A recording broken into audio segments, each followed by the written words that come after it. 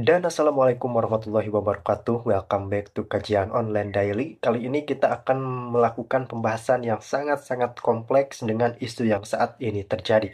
Kita tahu bahwa Mas Pram sudah terpilih menjadi Gubernur DKI Jakarta karena memang ternyata Gubernur DKI Jakarta dimenangkan oleh pasangan Pramono Anung dan Rano Karno dengan satu putaran. Jadi menyikapi situasi sebelumnya yang bahwa mengatakan pemilihan DKI ini harusnya dua putaran karena ada undang-undang yang menyatakan tersebut. Namun ternyata Koalisi Indonesia Maju Plus memutuskan untuk tidak memperpanjang atau tidak menanggapi aturan tersebut karena memang kita memutuskan untuk mengikuti aturan yang sudah ada. Kemudian kita akan melihat bagaimana Mas Pram ini mengambil manuver yang sangat-sangat berani. Kalau saya katakan, kita tahu bahwa situasi PDI Perjuangan dan Partai Gerindra yang pada saat ini tengah menikmati kekuasaan dari Pak Presiden Prabowo Subianto, kita tahu bahwa hubungannya pasang surut. Dan bahkan tidak ada kader PDI Perjuangan yang masuk ke dalam kabinet merah putihnya Pak Presiden Prabowo Subianto. Jelas ini menunjukkan situasi yang sangat-sangat kontras. Kenapa dikatakan kontras? Karena di era-era kepemimpinan Pak Joko Widodo, Presiden ke-7 Republik Indonesia, kader PDI Perjuangan mendominasi dalam kabinet. Namun kali ini benar-benar tidak ada kader PDI Perjuangan yang berada di kabinet merah putih. Namun Mas Pram selaku gubernur terpilih yang tentu saja pada saat ini memiliki situasi serta jabatan yang sangat-sangat strategis untuk melakukan kebijakan, mengambil manuver yang sangat-sangat di luar dugaan kita semua. Mas Pram seolah membuat para kader-kader yang kita tahu banyak yang mengharapkan ini tidak terjadi, justru mematahkan ekspektasi publik dengan mengambil manuver politik yang sangat-sangat luar biasa berani kalau saya katakan. Di mitra strategis yang baik untuk ke depan Dan membangun kita simak terlebih Indonesia ini. dahulu keterangan dari Terkait Mas sedikit Pram. pernyataan yang katanya PDIP mau bekerja sama dengan Presiden Prabowo walaupun tidak ada yang masuk kabinet. Nah, ini seperti apa? Seperti apa yang disampaikan oleh Ibu Mega di dalam HUT kemarin bahwa Ibu mengatakan antara PDI Perjuangan dan pemerintah ini kan partnership, mitra strategis, dan Ibu juga menyampaikan akan menjaga pemerintahan yang sekarang dengan baik.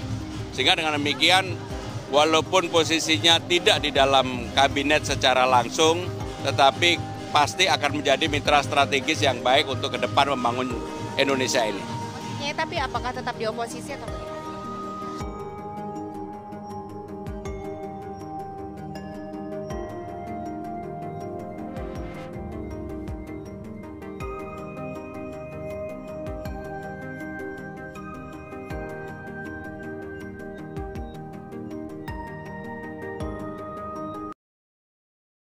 Dan saudara, kita sudah dengarkan keterangan langsung dari Mas Pram.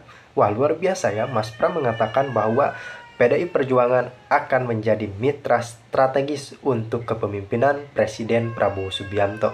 Kita bahas dulu deh latar belakang dari Mas Pramono. Jadi Mas Pram ini adalah mantan atau ex Menteri Kabinet dari Pak Jokowi. Beliau telah sangat lama bersama-sama dengan Pak Jokowi masuk ke dalam kabinet dan tentu saja menyatukan visi misi untuk kemajuan Indonesia. Mas Pram tahu betul gaya kepemimpinan seorang pemimpin itu harus seperti apa. Tentu saja Mas Pram banyak mencontoh dari Pak Presiden ke-7 kita yakni Pak Joko Widodo. Bahkan pada saat pencalonan pun ada andil Pak Jokowi yang sangat besar. Pak Jokowi memberikan masukan-masukan kepada Mas Pram bahwa kita tahu bahwa kan sebelumnya Pak Jokowi ini ex gubernur DKI. Dan Mas Pram banyak berdiskusi, banyak ngobrol dengan Pak Jokowi bagaimana nih saya mau mencalonkan diri dari Partai PDI Perjuangan untuk menjadi DKI 1.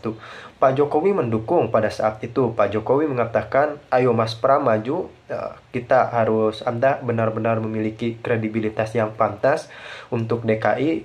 Mas Pram majulah. Namun sebelum maju, Mas Pram tentu saja meminta izin dan berpamitan kepada Menteri Sekretariat Kabinet. Pada saat itu, Mas Pram memutuskan untuk mengundurkan diri. Bayangkan, mengundurkan diri di detik-detik akhir masa jabatan Pak Presiden Jokowi pada saat itu. Jadi Mas Pram tidak menyelesaikan masa bakti di kabinet, namun memilih untuk mengundurkan diri. Karena kita tahu bahwa jadwal pendaftaran Gubernur DKI pada saat itu memang sangat mepet. Jadi Mas Pram mau tidak mau harus mengundurkan diri terlebih dahulu dari kementerian. Dan tentu saja itu di-ACC oleh Pak Jokowi. Langsung kita simak informasi berikutnya. Bagaimana menurut Anda?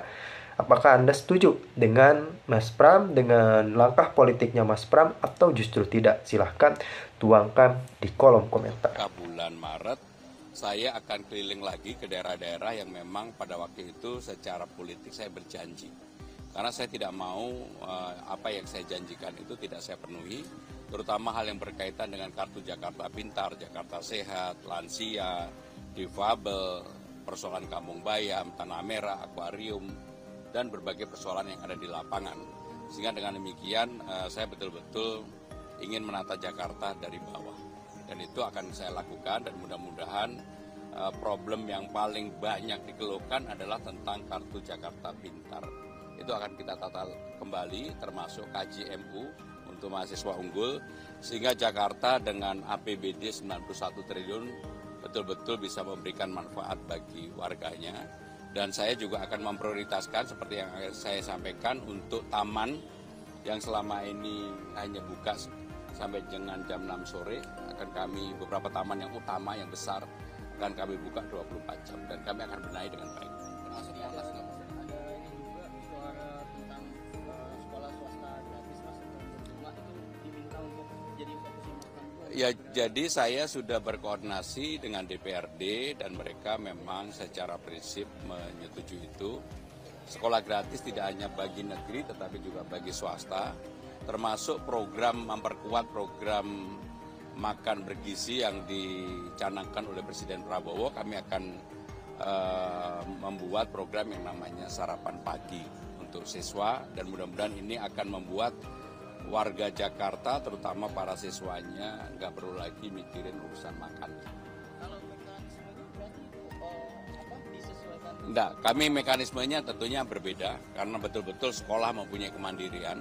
Jadi pemerintah Jakarta akan memberikan subsidi pada sekolah-sekolah, nanti sekolah bekerja sama dengan UMKM setempat, karena tujuannya supaya peredaran atau bisnisnya ada di UMKM yang dekat dengan sekolah yang bersangkutan, tidak dimonopoli oleh yang besar-besar, karena itu yang saya inginkan. Jadi harapan dari Pemprov DKI itu makan siang yang berbeda, karena itu programnya nasional, saya nggak mau klaim.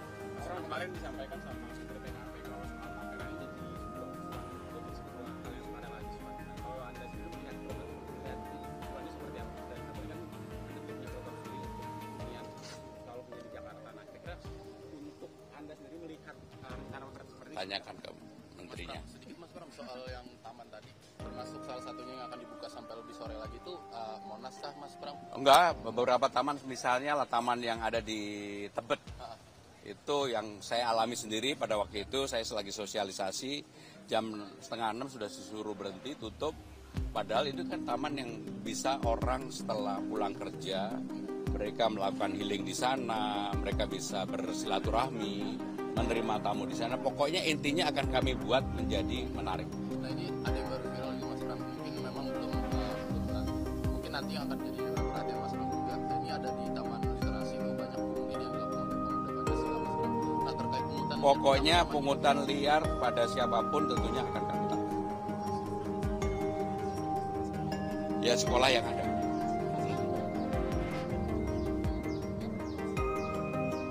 Ya pokoknya yang menjadi tanggung jawab pemerintah Jakarta adalah sarapan pagi. Budgetnya tentunya kita hitung karena